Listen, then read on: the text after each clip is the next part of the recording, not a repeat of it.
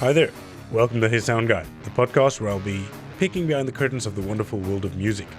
Each week I'll be speaking to sound engineers, musicians, and music industry professionals, and we'll have a little chat with them and share some fun stories from the road. Now, my next guest is a good friend of mine. I've known him quite a long time. He's an incredible guitarist. He studied at Guitar X and then Guitar Tech. He sings also in a heavy metal band called The Bleeding. It was a lot of fun talking to him. Please welcome my good friend, Jamie Stungo. Thank you very much. Thank you for coming all this way from upstairs. It took so long. Yeah, a whole of 2 minutes. Well, anyway, thank you for agreeing to doing this. Thanks for having me. It's been an eventful couple of days for you, hasn't it? With you could say that. You back. Yeah.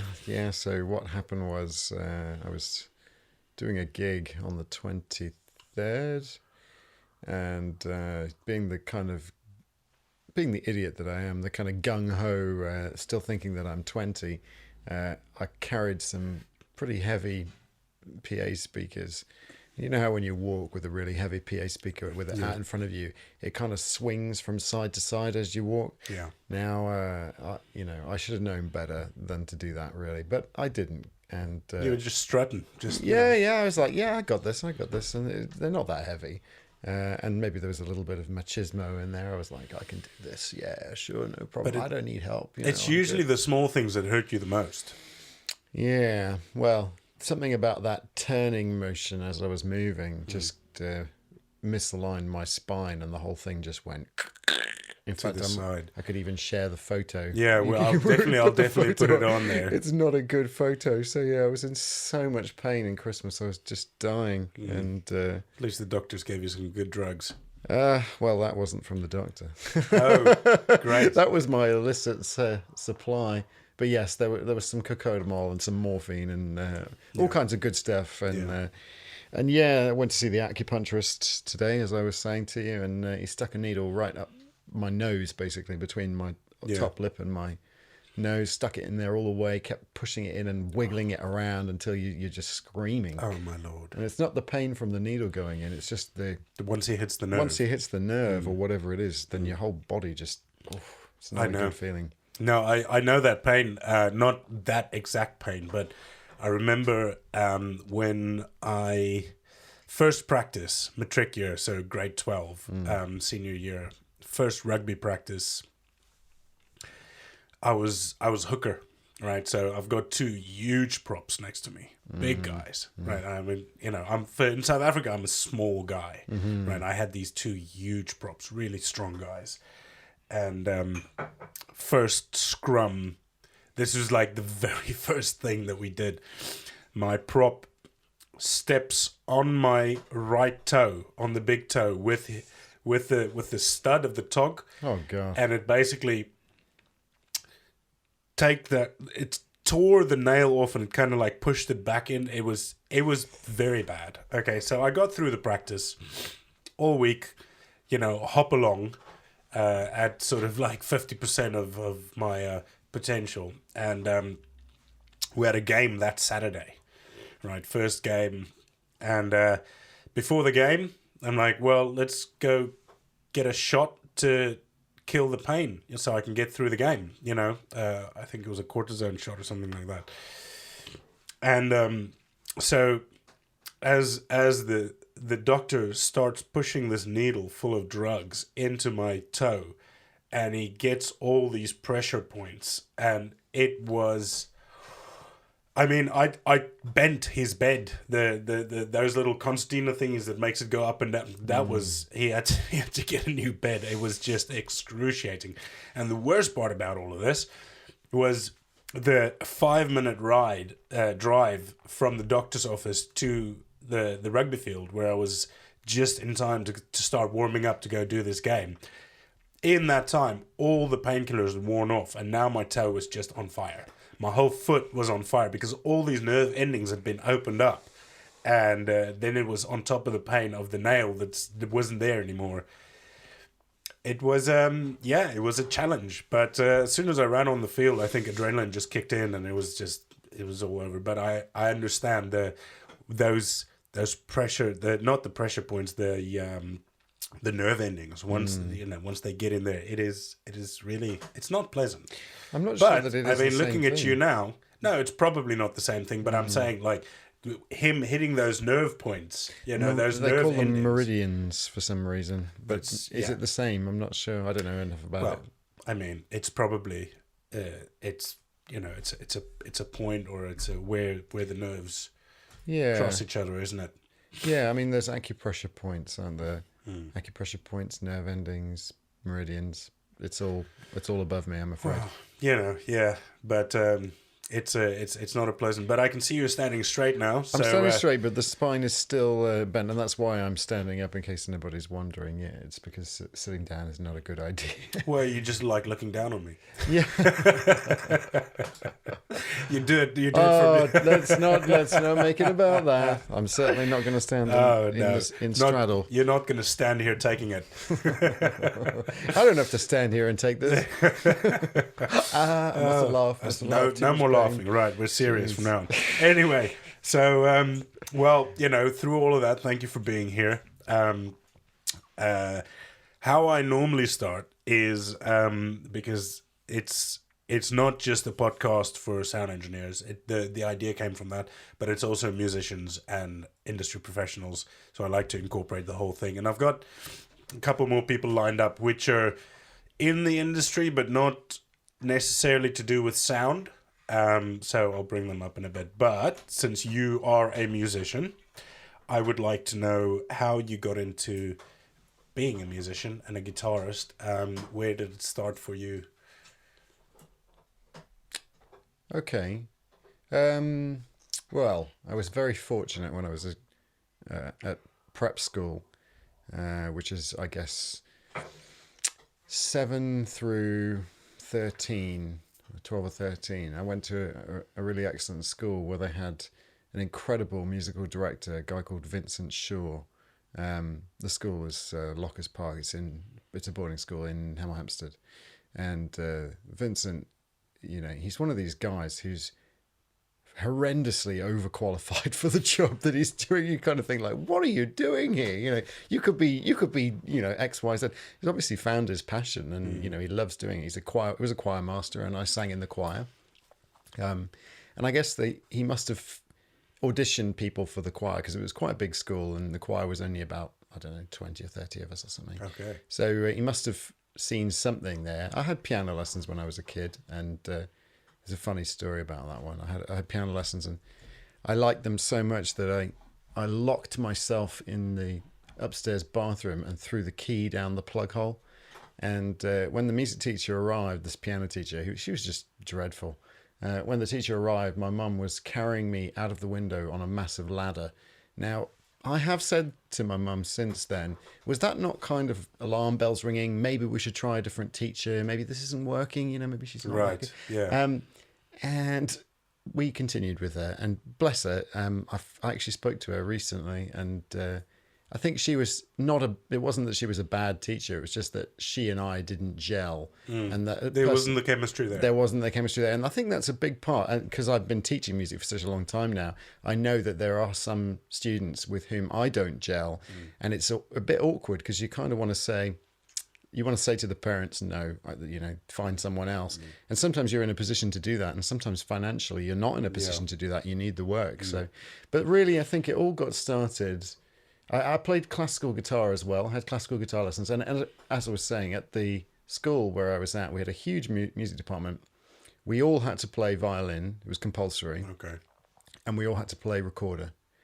You can imagine what a class full of 7-year-olds playing violin sounded like. I mean, how he had the patience to sit through that, I don't know. But pretty exceptional man. Anyway, so I did the choir, I did violin, I did recorder. And we also had a policy at the school where you could have free music lessons on any instrument for a couple of sessions.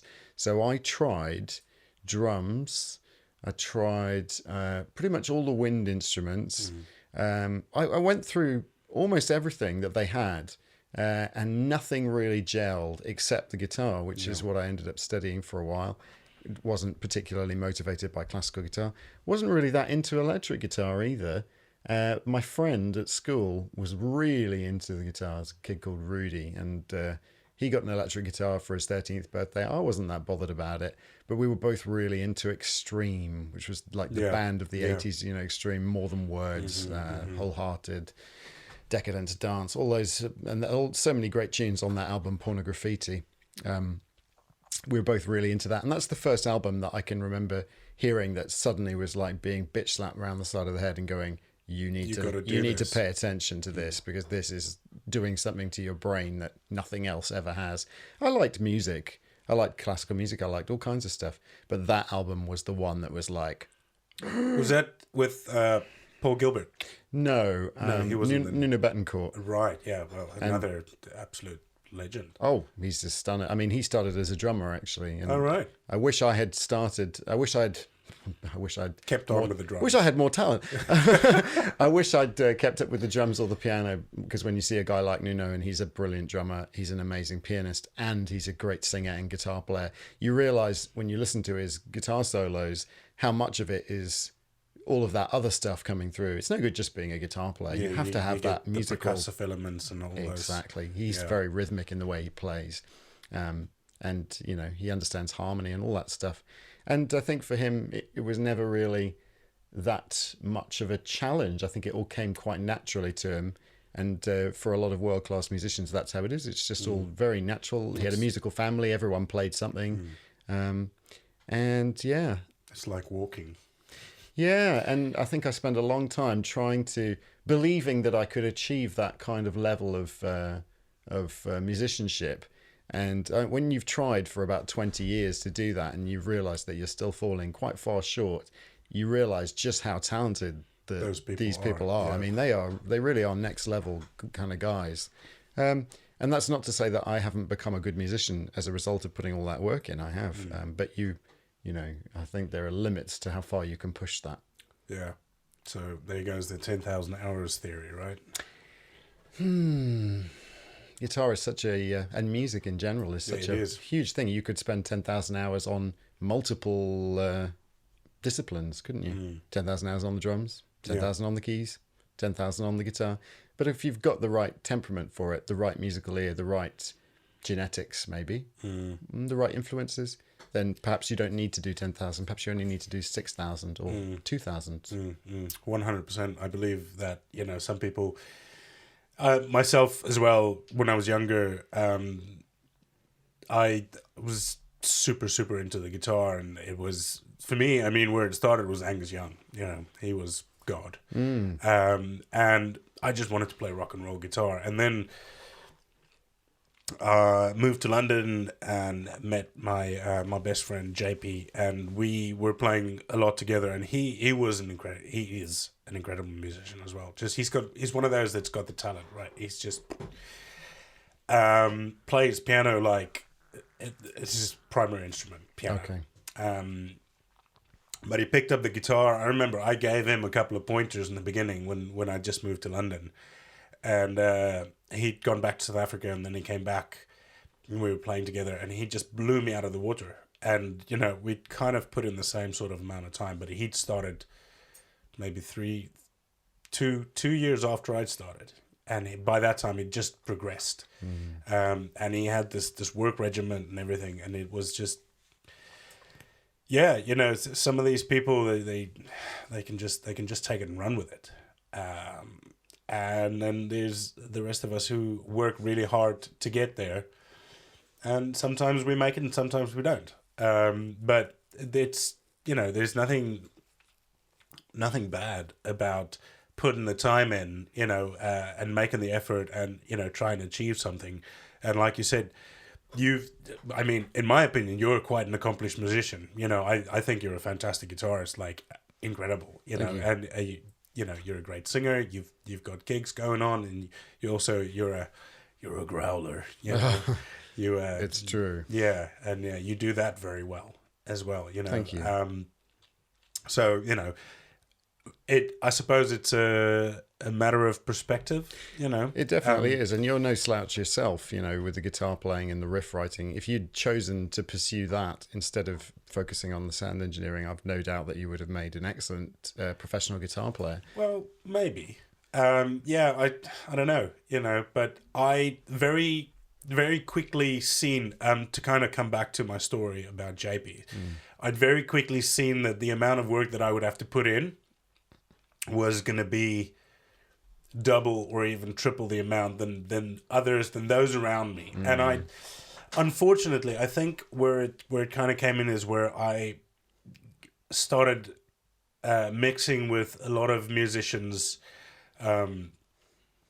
who were just like a whole ton better than me, you know, just like way ahead. And I was always sort of trying to play catch up, and obviously, you know, I had different responsibilities as well, and I kind of sort of like, I love playing my guitar and I'm always going to have that, but maybe there's not the I'm not going to be that guy who plays in the arenas. And you know, I made peace with that. I still love playing my guitar, I still write music, I enjoy doing these things, but I also, you know, I like to be a little Swiss Army knife.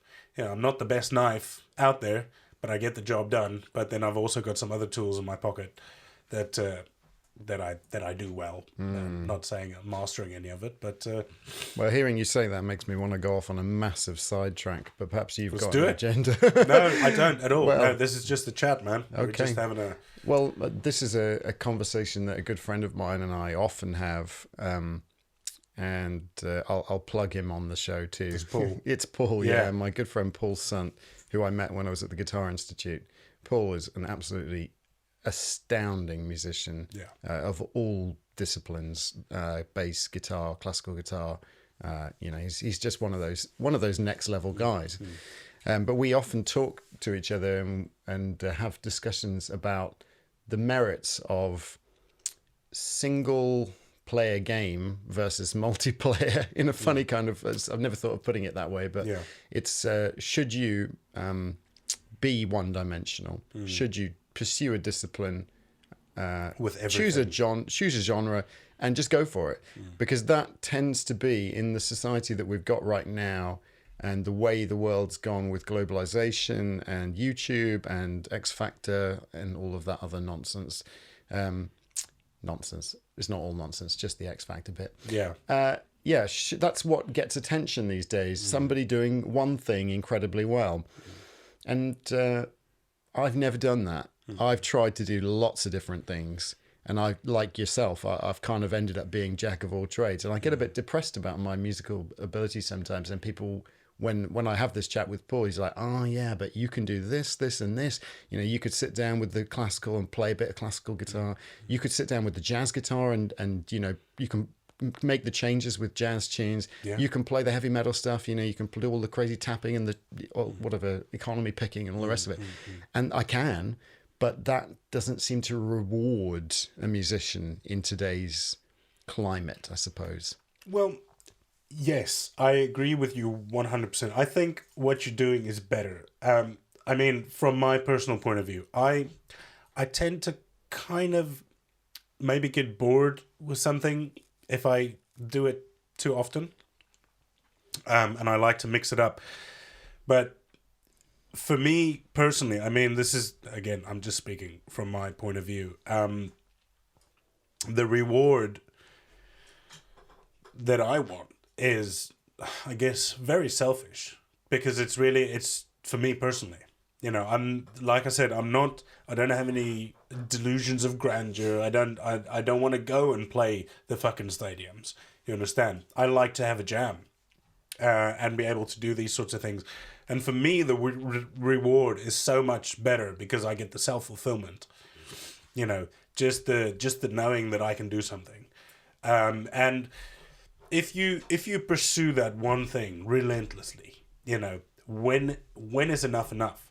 Because if you keep pushing the bounds and pushing the bounds and pushing the bounds, you're never going to reach the goal, you know. And I think sometimes also what happens a lot of the times when people have a singular goal is that they focus so much on the goal that this whole journey and the road to there is like, oh, we'll just do this and tomorrow's going to be my reward. Instead of living in what you've got right now. Be content with what you got. Yes, there's work to do.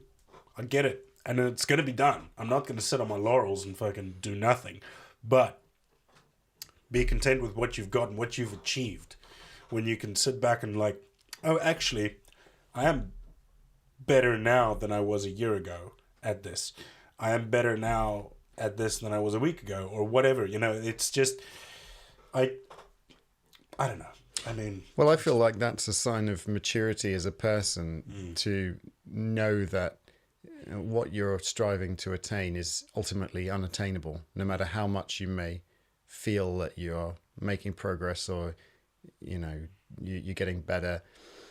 The goal is always just, it's a moving goalpost. Every time you get there, it shifts a little bit. You're never really content. You achieve something. I can remember thinking, you know, when I hit 200 BPM, you know, 16th notes, I'll be like, yes, that's it. I can stop practicing now.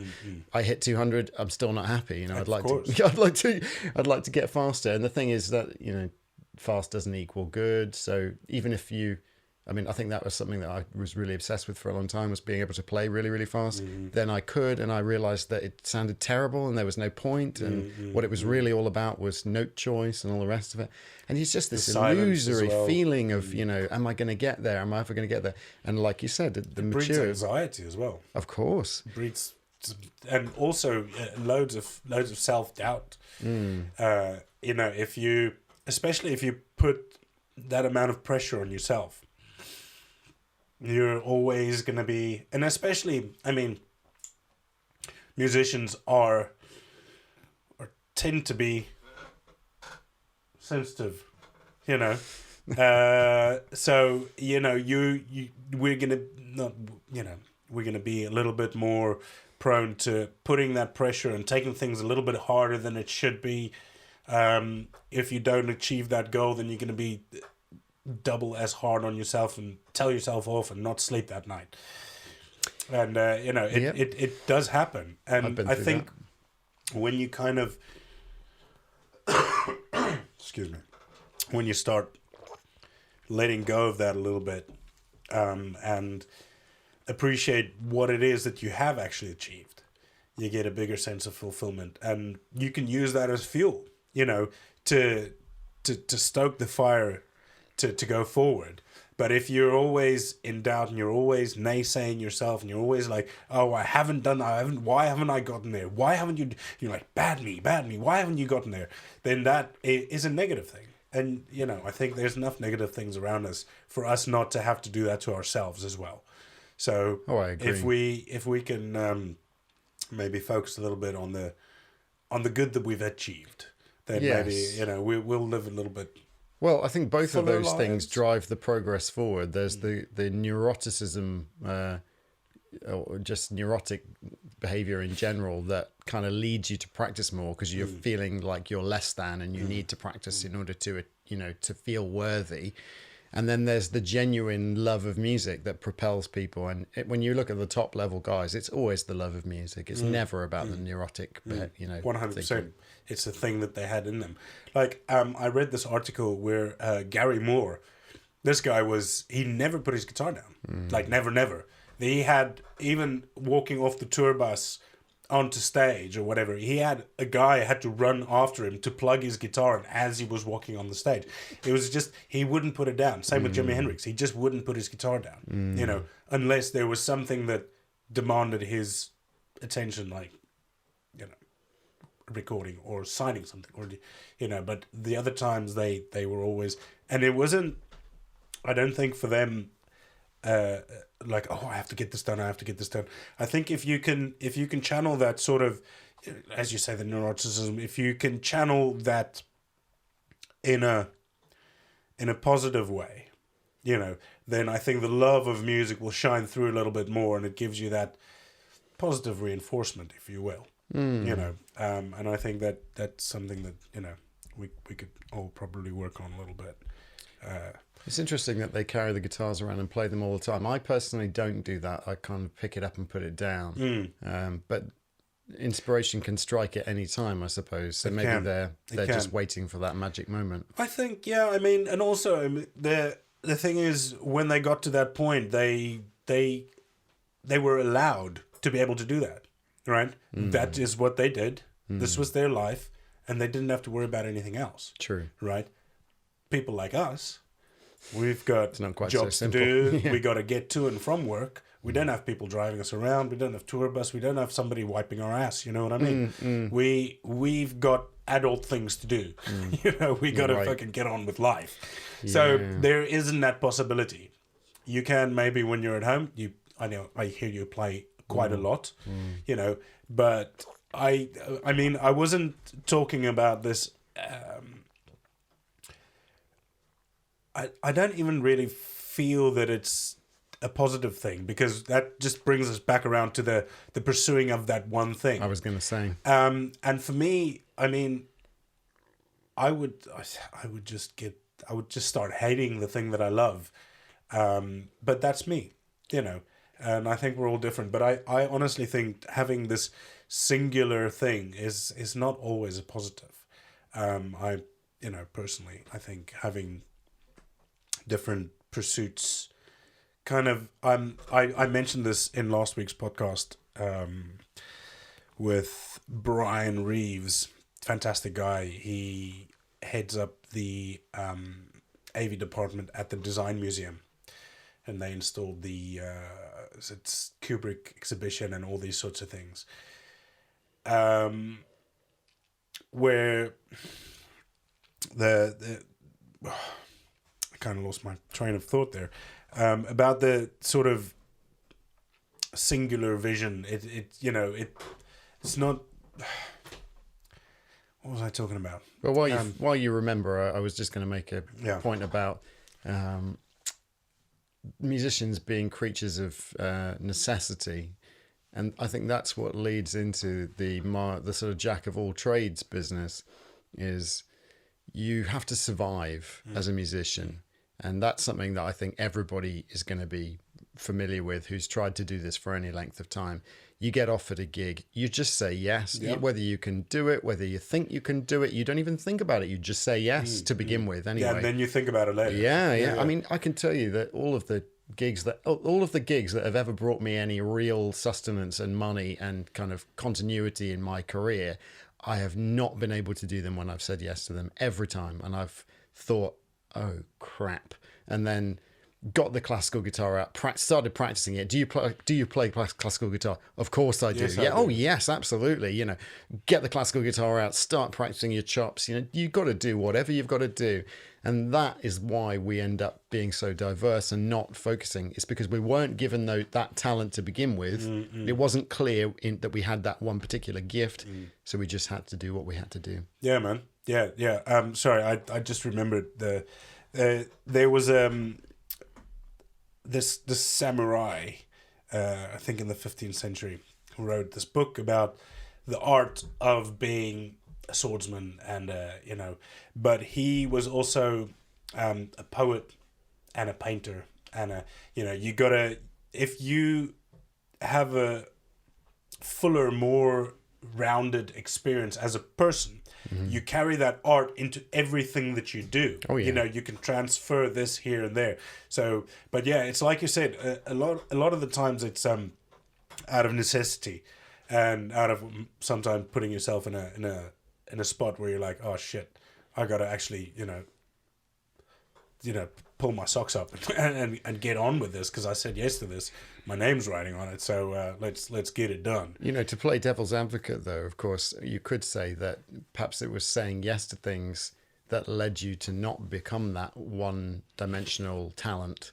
Because if you were the sort of person that said, no, I'm not going to take that opportunity, I'm not going to do this, I'm not going to do that. I'm a metal guitarist. That's it. Head down, blah, blah, blah. But that to me, Can't live that I couldn't do that. No, I just can't live couldn't, that. because I like too many different things. I like to do lots of things. That's just as simple as that. Yeah. I mean, as a great example is that you started acting, which is awesome. Well, this is a new thing. Yeah, it's a new thing. It's great. I'd like to get into the acting in a little bit, but first, so you were in prep school, you started on the guitar, you tried all the instruments, and then what you with the listening to Extreme, you were like, okay, well, this is something I need to pay attention to.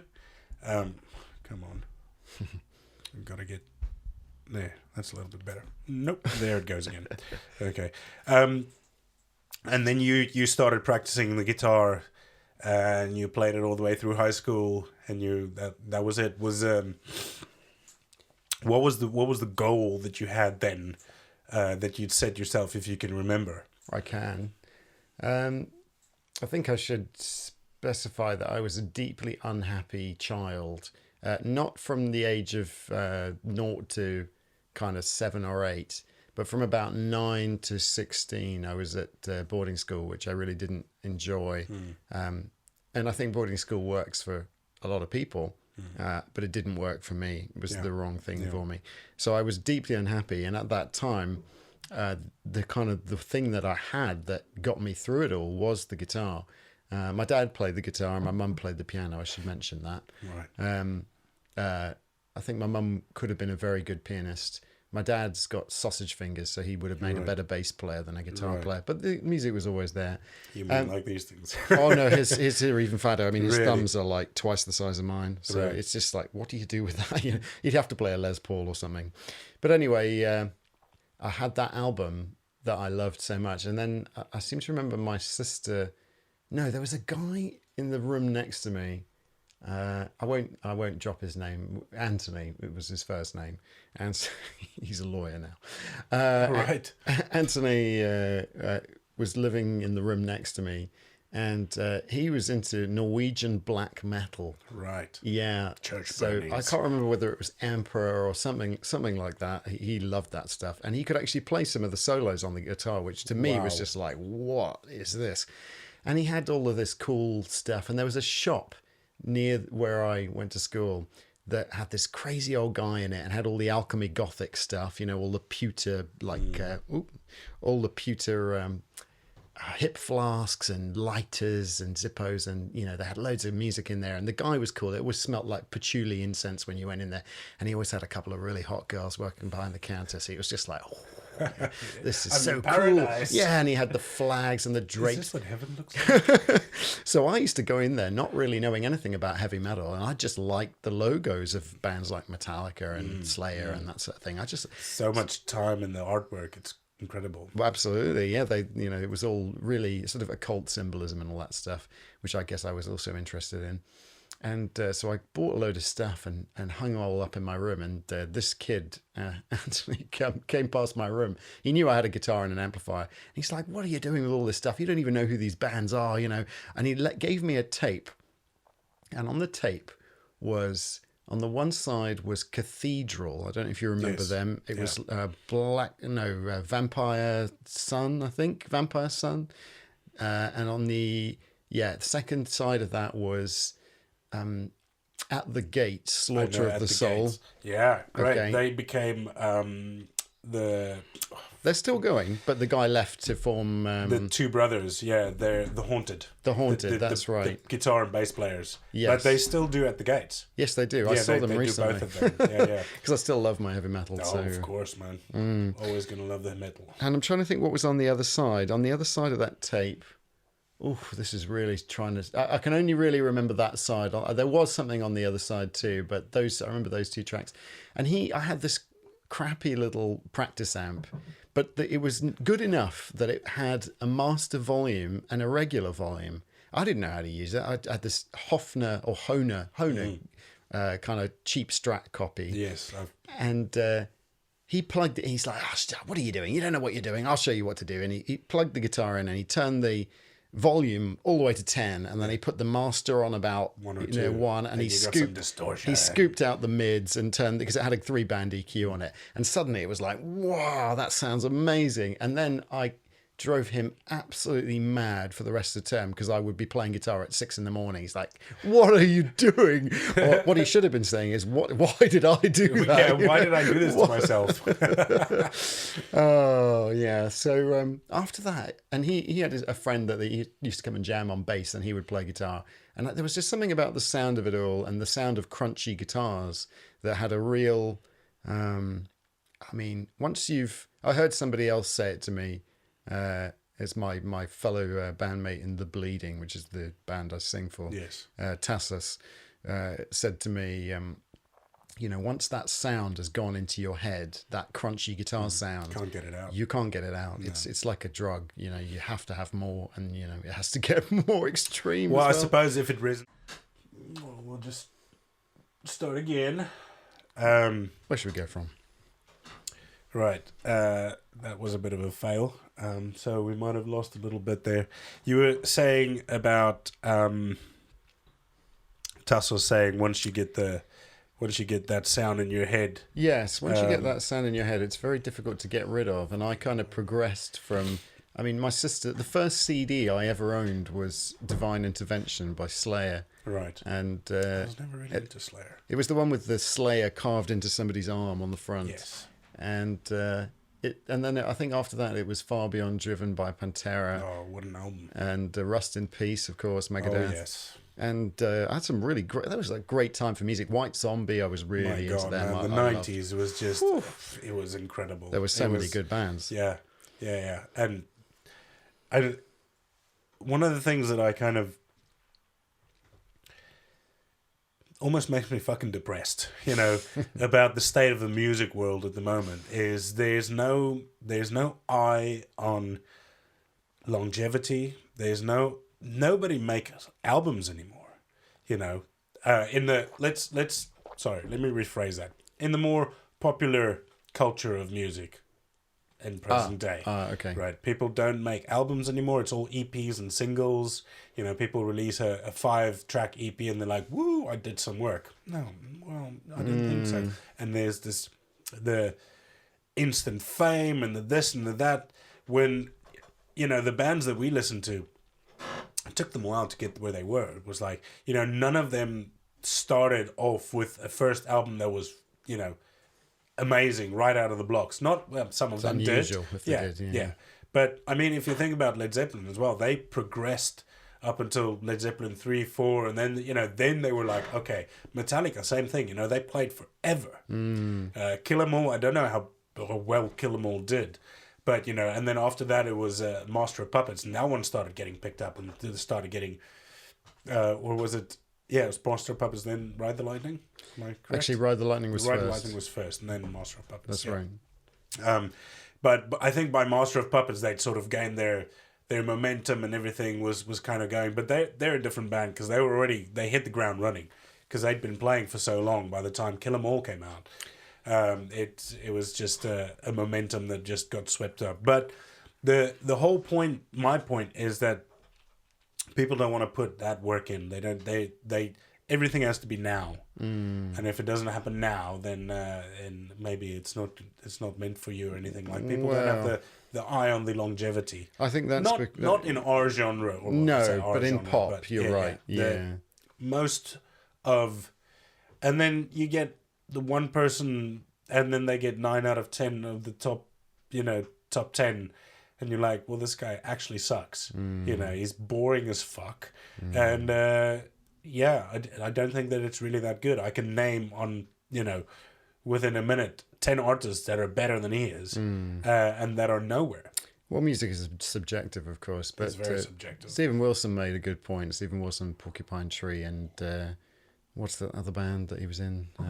Anyway, he made a good point, and he said that there's the music industry, the music business, and then there's the music, that musicians like to make.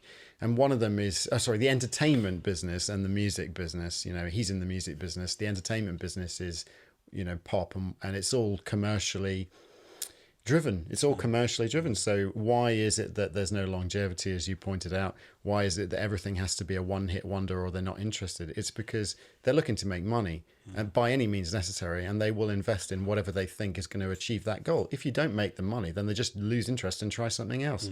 So music for its own sake is a completely different ball game. And you're right, it takes a long time to produce quality product. There's also the fact that the people who are making music at the moment, or not making music, but writing music, there's a good talk on YouTube about the same songwriters. Some of them are Swedish. I think there's like two or three, and they're writing for UMG. They're writing for Sony, they've got and all everybody the else. songs. Yeah, they're writing all the songs for everybody. In fact, there's a good thing about that. I forget what they call the millennial whoop. You know about that? Oh, it's like Oh my god! All the songs have got it now, and it's because of those same songwriters doing their business. If you haven't listened to that, everything's whoa and hey and you, and there's Very no fucking specific choruses because stuff. nobody's got anything to say. well, it's everybody's copying everybody else, and they're all trying to cash in on whatever the feel wave of the is. yeah, Riding this wave. absolutely. And I was reading another book. I'm trying to remember what it was called now, but they were talking about how that was very much the case with fashion trends. Oh, I remembered which one it was. It was Malcolm Gladwell. He wrote a book. He's written a lot of good books, Malcolm Gladwell, but Blink was one of them. But this one was called, I think it was Outliers. He's talking about success. Oh, no, it was The Tipping Point. Sorry, Okay. The Tipping Point. It's all about success and how things become suddenly viral and push into that. Suddenly everybody's talking about it. And he was talking about some of the big sneaker makers. I think it was Nike or whoever else. And what they've got is they've got very key people watching trends in LA, in London, and they try and have Ready to pounce. they really, honestly, their job is just to have their ear to the ground and see what the flavor of the month is, try to anticipate where trends are going. Because obviously it takes time to get the shoes manufactured, to get them designed. Although these days that's probably a lot quicker. Yeah. But you still got to, you can't just turn on a dime. And it amazes me that people like that exist, and I'm sure it's the same in the music industry too. With where is pop music going next? Yeah, it's probably it is like that. It's a shame though. I mean, but fuck them. We've got integrity, so at least I'm sleeping well. I'd like to remind you though that we are now the old men in a sense. Oh, we're 100%. But I think I was probably born old, in that sense, because I was never a trend follower ever. It was always for me like individualism was.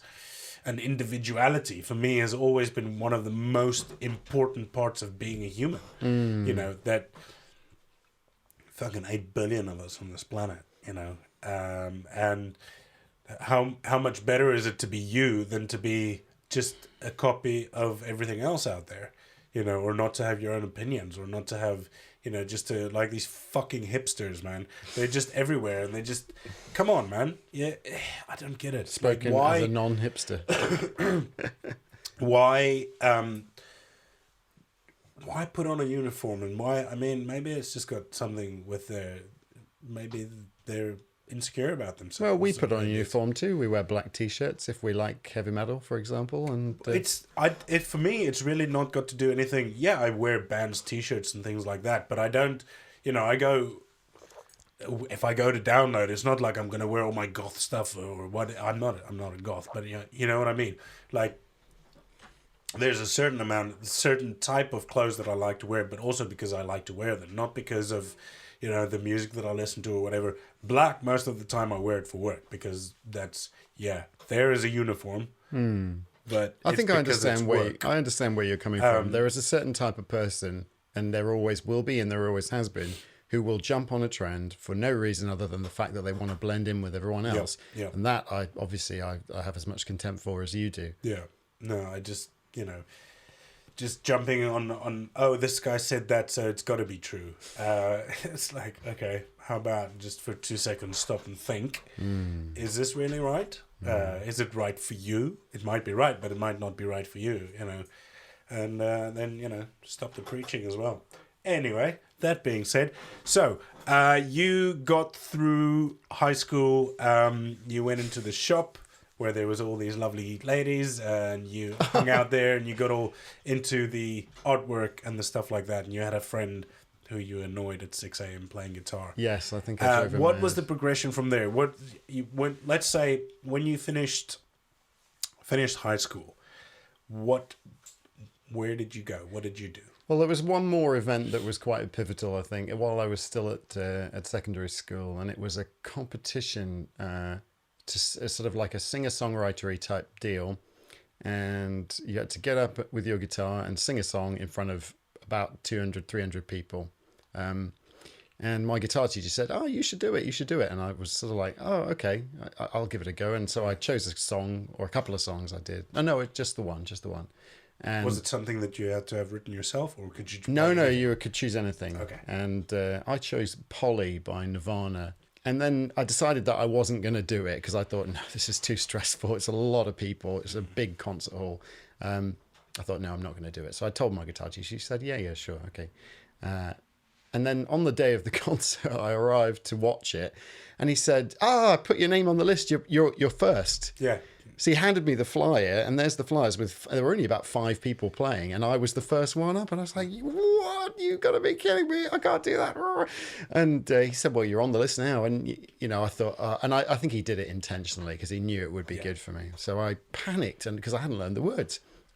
So I wrote the words on a little piece of paper, and I stuck them to my guitar, which I think was actually a classical guitar that I borrowed. So that was pretty awful to play. Anyway, I walked up on stage in front of the 200, 250 people, and my leg was shaking so much I could barely get the guitar to stay on it. Because it's a really exposing thing to do 100%. on your own in front of 200, 250 people at that age as well. I mean, now it would be, I was probably only 14 at that time, 13, 14. No, actually 14, yeah. Definitely my first experience of doing that with as a soloist. And I stared at the guitar and read the words off it, and I did a good job, got some applause. The judge said, you looked at your guitar too much, and I kind of wanted to say, yeah, the words were written on the guitar, but, didn't matter. That was quite pivotal too. After that, I took a sort of, I kept playing guitar, of course. I got into loads. I got into Paul Gilbert. That was a huge influence. I had this VHS video, Intense Rock 1. Yeah. I'm sure the guitarists out there, who know about that, it was a benchmark in rock guitar playing. I watched that video and I was like, wow, maybe I could actually do what he's doing here. Because he was such a great teacher. He's got such a wonderful energy to him. Yeah. He's got this spirit of fun and like, you can do this, and that was amazing to me. So I started practicing all of the shreddy sort of stuff, got into Yngwie Malmsteen, and kind of did the traditional rock guitar player type stuff for a while. And that, I took a big sabbatical from music, I think, for a few years, until, I ended up working in IT for a long time. That was my other love. I was big into computers as a child, from the age of about 4, I suppose, because we had a computer, BBC Micro, 4 or 5 years old, I think I was. Learned to program in BASIC and all that stuff. Yeah. Oh, we had all the accessories because my dad was big into them as well. We had the printer and the dot matrix printers. Dot matrix printer. We had 2 floppy disk drives, the big, huge floppies, and we had the tape deck, which never seemed to work. You had to load the game for ages. We even had the Micronet, which was a 8600 baud modem BBS service, so you could download games and stuff like that. It was really sophisticated for the time. Anyway, I was really into that. Always been into computers, and I ended up working in IT for a really long time. And the guitar, as much as I loved it, I just didn't have the time or the energy or even the motivation. But when I did have the motivation, I just didn't have the energy, because working in London, commuting in, commuting out, you're just exhausted all the time. And I'd get home and I'd try and pick up the guitar and play, and I'd be so resentful because I was so angry that I didn't have the energy to play. I wanted to play. And, I'm sort of jumping over huge swathes of my life here. I moved to South Africa for a couple of years when I was 20. Took all my guitars with me and my Marshall stack, which is a crazy thing to do. I shipped it over because I had money from my IT job, which was paying well. So I shipped it all over there. I dropped my job in London and moved out to South Africa. I took all my stuff with me. Had a wonderful time for a couple of years. The money ran out. I moved back, got As it another goes. job in IT. Yeah. I continued in IT for quite some time, but being really unhappy. And it was because the creative part of me was not being, I didn't feel true to myself. I was going down this very traditional kind of job management position. I ended up being offered management positions, and I didn't want to do that because I wanted to stay technical. At the same time, I didn't really have the technical skills because I hadn't done computing in university, and I was surrounded by people who had. Mm-hmm. So I felt like a bit of a fraud. I had a bit of that imposter syndrome going on when you're working with As people. I do every day. Well, everybody does. That's the thing. Even the people who are really good. I ended up working in an office where somebody was working for Google, somebody else. I mean, like these guys were really, really on the ball, and I felt very much like the imposter.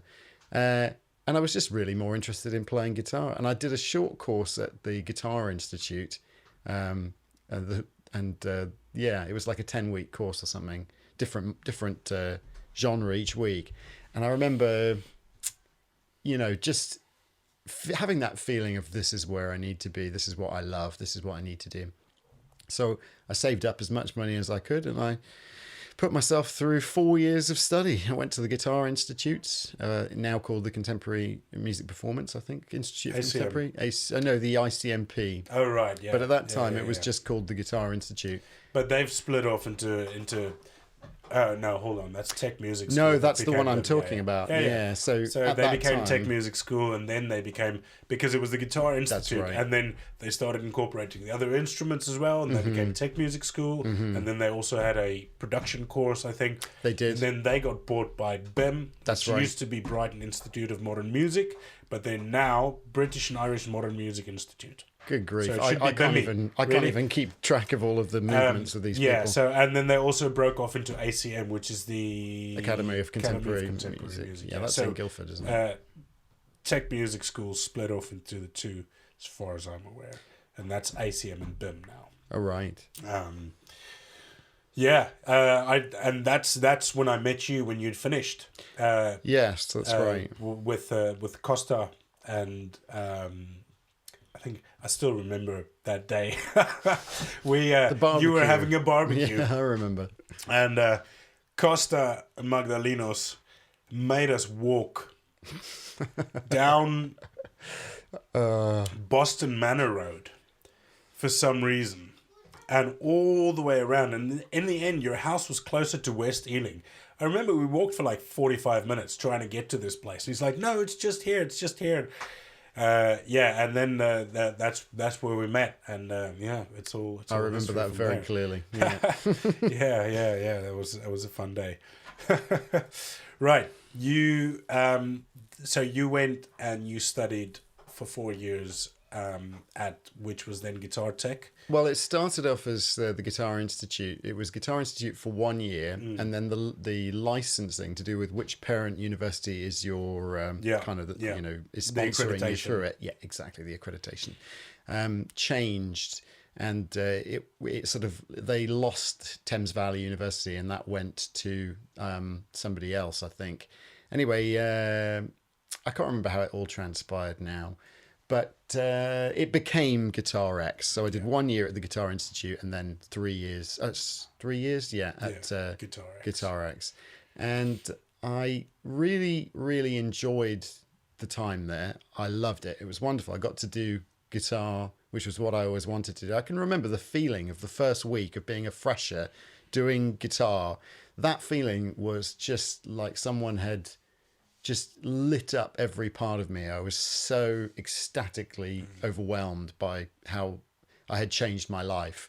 I had thought that I couldn't break out of this career path that was before me, that was very lucrative. I was making really great money working as a contractor for cable and wireless, actually, doing really well, very predictable. And I turned and went, no, I'm not going to do that. I'm going to do this.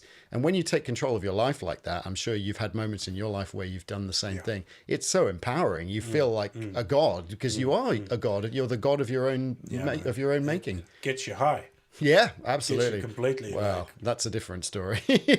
But what I'm saying is it does get you high, and it's a wonderful feeling. That high doesn't last, of course. No, it doesn't. You have to keep stoking the fire. Keep stoking the fire, exactly. But it was a wonderful thing. And although if I look back at it now and I think about would it suit me now, a degree like that wouldn't suit me now at all.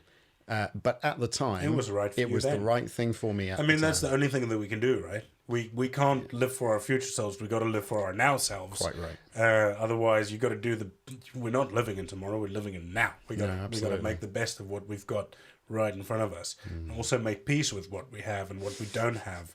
I think that's probably one of the hardest things, is to make that peace with the what you have and the what you don't have, and where you want to be and where you are in terms of achieving those goals. I think it's a very important thing, and as you say, it's just as you mature and as you get a little bit older, you kind of you start feeling it out a little bit more and finding your peace if you're lucky. Other people don't, but if you do, then it's a good thing. It kind of brings a little bit more peace. For me, the peace came about as a result of letting go of what I thought my destiny was going to be and accepting whatever is in front of me. So I wake up every day and I'm grateful to be in good health for the most part. The fact not accepting. If you don't have your health, you don't have anything. Can't buy it. No, you can't buy it. Absolutely. I'm in good health. I'm living in a part of the world that is not struck down by so many afflictions that it could be, and maybe it will be in the near future with the way the world's going.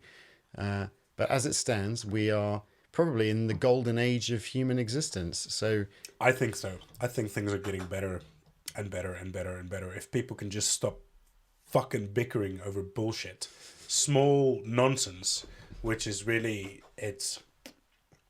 but yeah, sorry. Well, I don't think that's ever really going to change because humans are what we are.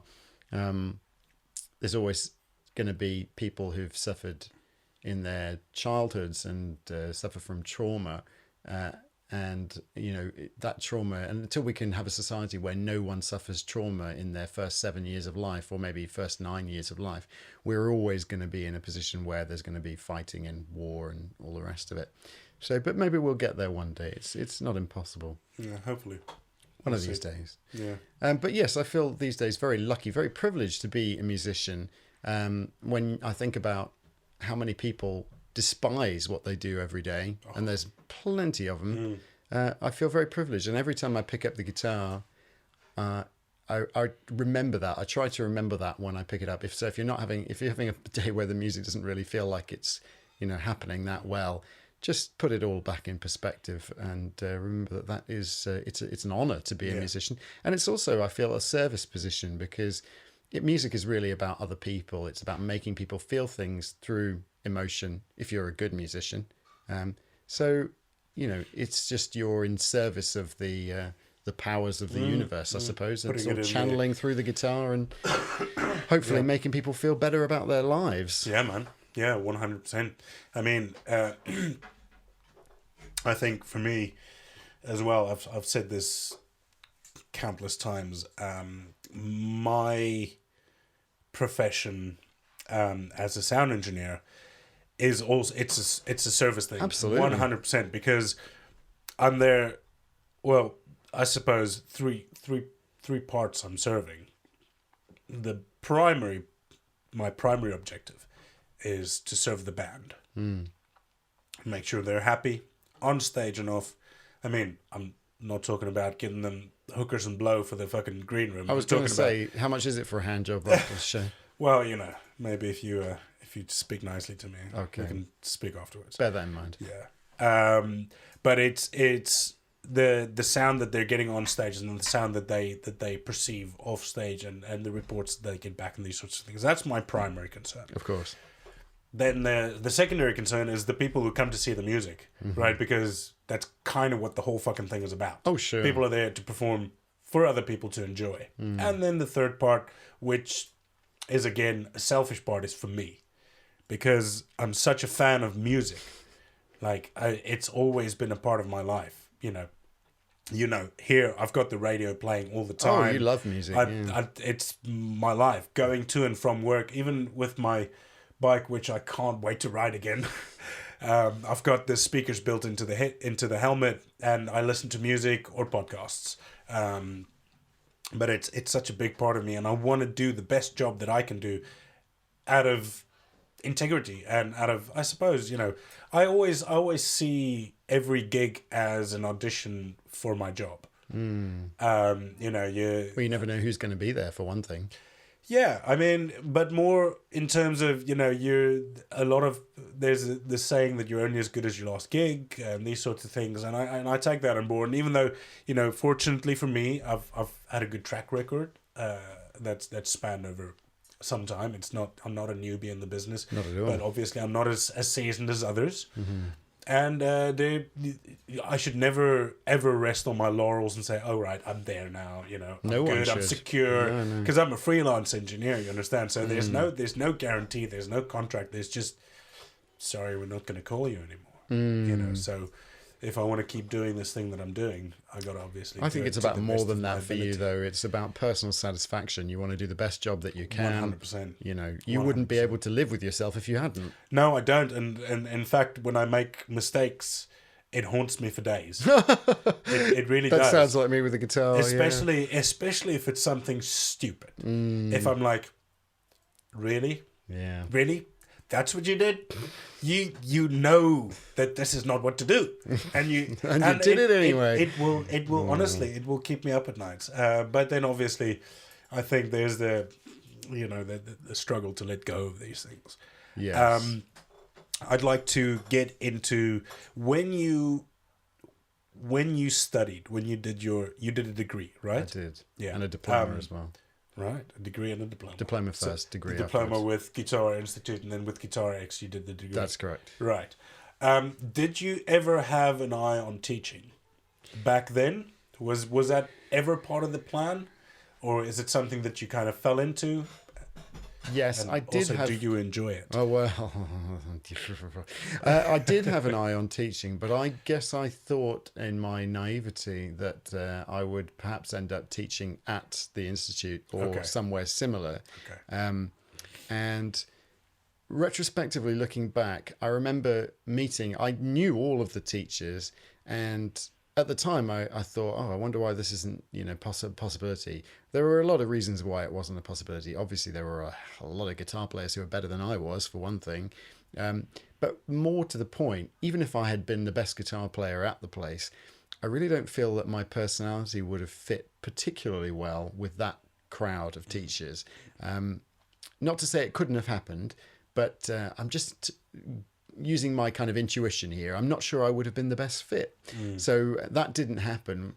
I suppose that was my safety blanket in my head of thinking, oh, maybe I'll get a job teaching here, But the reality is that those jobs seldom come up. And when they do, they tend to go to friends of friends. Yep. As is the way with the world, as you 100%. know. So that didn't happen. And when I left, I was a little bit lost, I suppose, for a while, thinking, what am I going to do? I didn't want to do cover band, just have a cover band, because there was some part of me that thought, no, I want to do an original band. I don't want to be a cover band guitar player. There's nothing wrong with being a cover band guitar player. And those ones pay quite well. They do, and I ended up becoming one. Not that my gig paid particularly well, but I did it for a long time. I played all of the circuit, But initially, I wanted to do an original band, so I tried really hard to make it work with various different iterations or incarnations of the same band, with my friend Paul, as I mentioned, Paul Sunt on guitar, myself on guitar as well, or I think maybe one of us played bass at one point, I'm not sure. We auditioned various drummers, and we just couldn't really make it happen. We were both struggling with money, trying to make ends meet. It didn't really work out. I played in various other bands, original bands, some of whom were more successful than others, and just tried to survive in London while pursuing music, which, as you know, is not an easy thing to do. You've got to make sacrifices. It's funny, there are so many variables that has to fall in line. Oh, no kidding. For you to get, I mean, like I said, I know so many musicians that are incredible at their craft, yourself included. Well, thanks. Which you just think like, listen to the absolute shit that's out there. And I know these people, and they're like 100 million times better. They've got more substance. They've got more, the music actually moves you. And I'm not just talking in the genre that, that I prefer, but I'm talking about, I know musicians that do pop music. I know jazz musicians. I know a lot of musicians, and it just never seems to happen for them. Like, for instance, this band Ceramic that I was working with, Marcus Foster, he is an incredible musician and a fantastic songwriter. I mean, it's sort of like a soul, R&B, trip-hop type movement. Really, really good. And I toured with him for nearly 2 years, and it just Didn't happen. I mean, some of that I put down to bad management, and I'll say it. And Let me ask you this, though. Do you think that there's a certain amount of narcissism that is required in order to kind of push on through to that higher level? Because I noticed this in a lot of musicians that I know who are successful. They have a lot of front. There's a lot of me, me, me. Yes, I am the best. They have a sort of swagger to them. They have a bit of cockiness. And that's a characteristic that if you don't have it... If you stand back and you're modest, or you're just honest and not too, I think, yeah, it's possible. But then again, like, I know people who are out there and extravagant and flamboyant, and they're whatever, and they still don't get there. So it's so many factors. The stars have to align just right. You're they right. have to align just right. And I don't think people actually realize how incredibly difficult it is. Or how incredibly easy it can be if you have the right network. But even with the network, it can sometimes just not happen. I think if you throw enough shit at the wall, well, some of it will stick. Look at that fucking piece of shit, sheep-looking motherfucker. Sorry. Don't hold back, T. No. Well, I'm not going to name names now because I called him a cunt. But, they rich kids who just throw a lot of money at it, they buy their way into the charts, and then all of a sudden everybody thinks they're fucking yoga. Well, that's been going on for a very long time. It enrages me, because it's like, you fucking people don't deserve it. And everybody now thinks you're the best thing since sliced bread, and I don't think so. You just, and then, you look at what they have behind them. They've got a team of 12 writers and 47 producers and PR, publicists, all of it. And they just had £1.5 million or whatever to throw at this one song. Whereas real people with real depth and real integrity and they get trod on by these fucking pieces of shit. It's just... Well, every musician and every artist, I think by definition almost, would like some recognition. And also, obviously, we'd like to pay the bills. But as you were saying, we're doing it for our own personal satisfaction. Yeah. And that's become more the case for me as I've progressed as a musician. There was a time when I was really desperate to be successful and I needed it for my own personal dissatisfaction with myself. These days, I'm much more comfortable with wherever it goes. If I'm successful, that'd be lovely. And if I'm not successful, you know what? I enjoy what I do. So... You've got a job that pays the bills. And exactly. It's, you don't have to rely on this thing. No. And actually, that's where the acting, I think, is really helping me. And I was talking to another singer actress. It was Emily Wolfe, who I did that gig with the other day. And she was saying the same kind of thing, which is that if you are one-dimensional, going back to what we were saying, if you just do one thing, for example, teaching music and playing gigs, although that's technically two things, but being a musician, it starts to matter to you a bit too much because you rely on it for your income. It's like, I need this gig. If this gig goes wrong, I'm in trouble. Whereas if you feel that you have other avenues to pursue, be it voice acting, acting in general, something else, you suddenly, as soon as I started doing that, I found that I enjoyed my teaching and my gigging more, because now suddenly it was not all the eggs in one basket. I had a little exit door that might open at some point and say, oh, you could do that.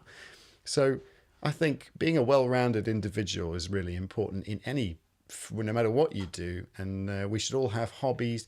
I seem to remember there being 7 boxes that need to be ticked for a happy life. It's like, work, relationship, hobbies, friends. You've got to attend to all of these things, diet and exercise. That's only 6. But, there's a lot of boxes that need to be ticked. Well, yes. That's indeed. number 7. 7. That should have been number 1. Brilliant. Yeah, no, 100%. I've actually found that, I've always enjoyed my job as a sound engineer. I'm very, very, very fortunate in that I'm doing the job that I've always wanted to do. Since I started. When I was younger, as a kid, everybody wants to be a fucking space cowboy, but I started. I had to take some time off school when I was younger because I was quite ill, and then made friends with one of my seniors he was a musician. He had a band in high school, but he DJ'd because we had dances at school. Every quarter we had like 2 or 3 dances, and we all attend and everybody. And he would DJ there, and I was like, I'd quite like to do that. And since I had to spend a lot of time at home, I listened to the radio quite a lot, and I think that's kind of what cemented the whole love of music, for me, because it was such a big part of my life. Then it was basically my only companion for a long time. But I wanted to be in music ever since I was like 13, 14. I thought maybe I can be a DJ. And then I thought maybe I can be a radio DJ. I'd quite like to do that. And then I got into sound engineering when I was 16. I was like, this is it. And I'm doing it now. I'm very fortunate in doing that. But after a while, you kind of fall into a rut of doing the same thing and this and that. But since I started this podcast, I've had this reinvigoration, this just reignition of passion for doing what I want to do, trying out new things and being like really, really into it. And I don't know if it was me that changed when I decided that I'm going to start doing the podcast, or whether this whole venture has changed me in a way that it makes me look on other things more positively. But yes, the point is having other things and drawing on that for your inspiration in whatever else it is that you do. For like archery, making things fresh. Out of wood, doing things, making, all kinds of food and biltong and things like that. For me, I take a little bit of myself and I incorporate all the other bits into what I'm, if you get what I mean. Yeah, just completing the circle. And I think it's so important to have that, not to be one dimensional.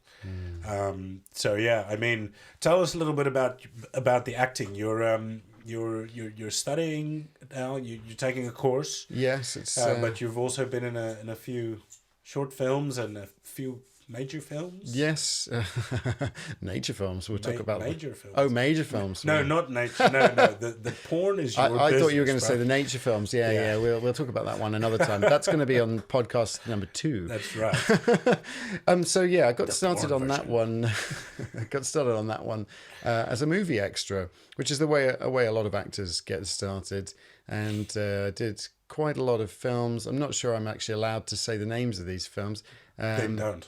Well, I'd probably best not, but a lot of... But you were in these movies. A lot of big films. I've been to Pinewood, and I've been to the back end of Beyond. I've been to Tilbury Docks. I've been to the deepest hearts of Surrey. I've run around with magician clothes on and army uniforms, firing guns, and you name it. And doing that job...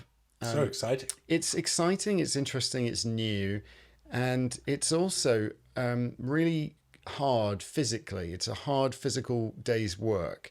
And I think that was something that I kind of missed from my teaching guitar, I kind of missed Sedentary. actually having a day of like really doing stuff, physically doing things, running from A to B, and there's a nice camaraderie amongst the people you meet there. You meet some really interesting people as movie extras.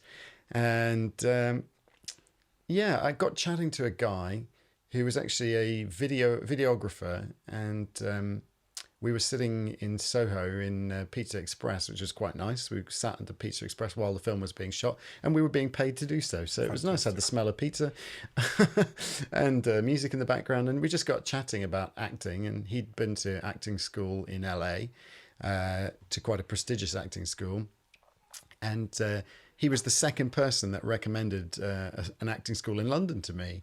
So that's where I am now. I've just done the first term of acting school, and as soon as I did my first little bit of acting, beyond the audition, in fact, even at the audition, which was pretty, what's the word, harrowing.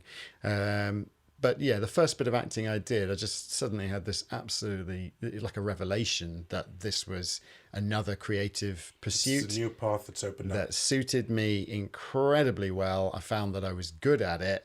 I liked it. It was an opportunity for me to do a combination of all of the things that I'd learned, all of the work that I'd done on myself over the years, because I have done a lot of work on myself to try and improve, I suppose. And as a result of doing all of that, I really gelled with the acting. And I feel like if I hadn't done that work, then it wouldn't have made sense to me. I could not go through acting school if I had been me 10 years ago. I just wouldn't have made it past the audition. Yeah. But The Rock would have had too many rough edges to... It requires an emotional connection that I just would have been completely cut off from. I'm very in touch with my emotions these days. I could probably cry at the drop of a hat, which is required really for acting. You need to be not too far away from that. So that's it's come around at the right time, and I'm very curious to see where it will go from here. I'm very excited. As I say, I did a short film which is on YouTube. Yeah. So Give us the name. It's called Tombstone. Tombstone. Yes, the director was Naveed Magal Films. We'll put a link in the description. Wonderful. So, it was, I think I started off not too well in that film, and then as things progressed, it got a little better. But, that's another interesting topic. Well, I don't know if we'll have time to go into. Acting is so much fun, man. Well, I was going to say that all of our mistakes, and I'm not saying that one was a mistake, but all of our first attempts at anything these days are recorded and put on the internet. And, everyone everywhere has got a phone camera. And everyone's got an opinion as well. And everyone's got an opinion. And there's no way to bury your mistakes in the way that I feel a lot of other actors and musicians did back in the day. I mean, if you have a bad gig, every musician knows that some gigs are just not good. You have a bad time.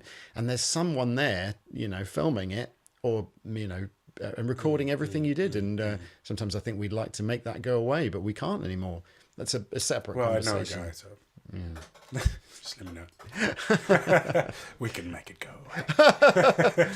Yeah, I wish I had access to YouTube so I could delete things. Acting is a lot of fun. I did a bit of acting in high school. That's right. I remember you saying that. Yeah, I really enjoyed it. I was duty in a review of Grease, which we did for 2 years, and that was a lot of fun. I think that that's formed me quite a bit. That was a yeah, man.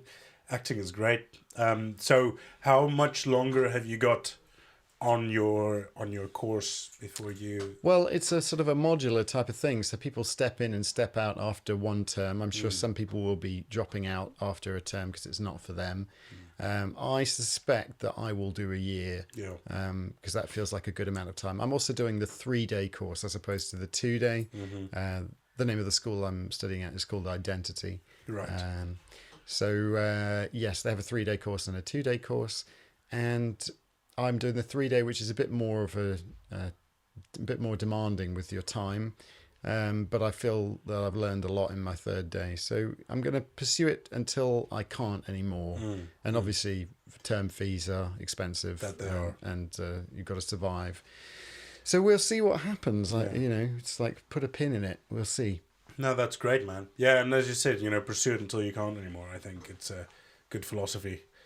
Take it to where you can realistically, and then be happy with, because even doing one day, you're already ahead of those people who want to do a day but haven't done it.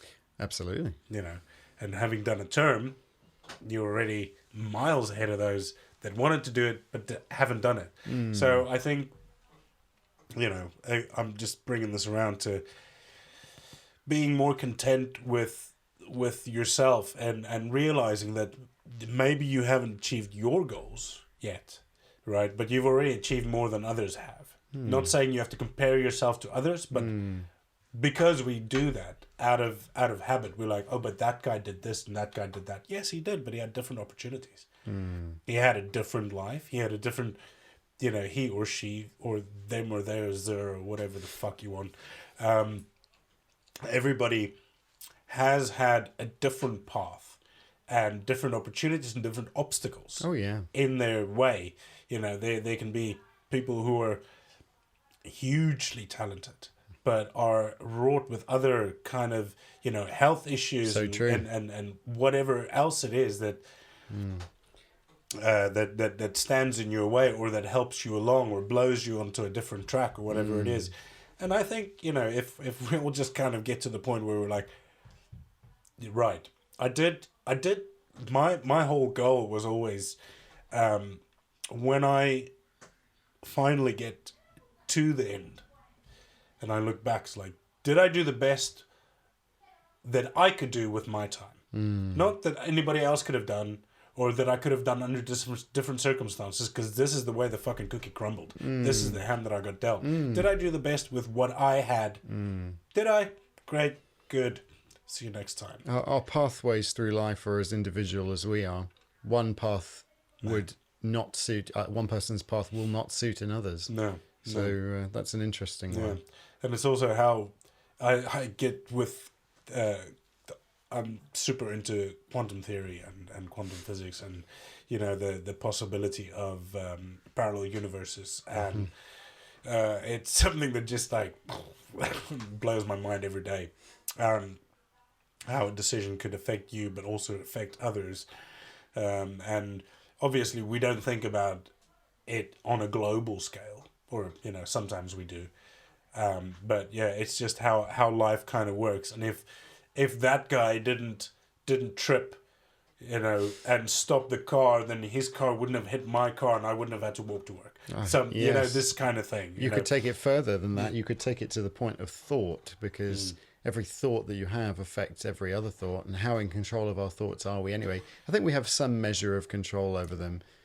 But every action and every inaction that you take, let's suppose I decide not to. Well, that's just a combination of all the actions and inactions you've done before up until that point. Absolutely. We're getting into the realms of spirituality now, aren't we? Because everything affects it. There's no separation between events or objects. It's all in the mind.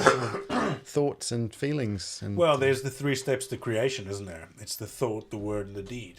If you think about something, well, I mean, there's also the where do thoughts come from? You know, where do these ideas come from? Good question. Yeah.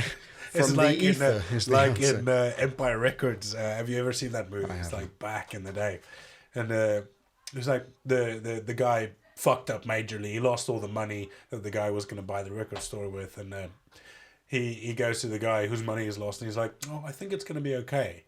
And the guy's like, "Really? Why? How do you think it's going to be okay?" It's like, well, who knows where thoughts come from? They just appear. I mean, I suppose it's just all what you do is what you're gonna do, and that's gonna lead on to something else. But I think that's maybe for podcast number 2. Podcast number 2. Stay tuned.